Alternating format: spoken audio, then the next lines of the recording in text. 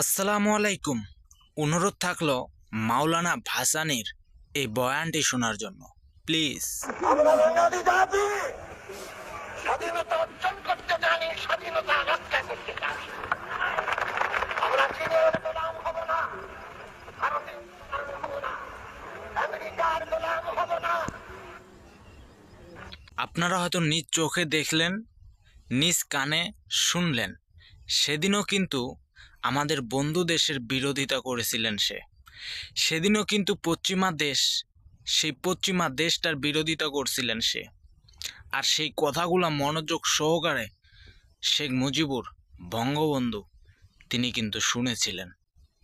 সে অবশ্যই একজন সত্যিকারের দেশপ্রেমিক, ভালো একজন নেতা, আমরা এটা বিশ্বাস করি। কিন্তু আমরা অনেকেই ইতিহাস জানি না, অনেকেই জানি না। প্লিজ, সে যে একজন ভালো নেতা, ভালো দেশপ্রেমিক, কে কে এটা মানেন একটু কমেন্ট বক্সে জানাবেন।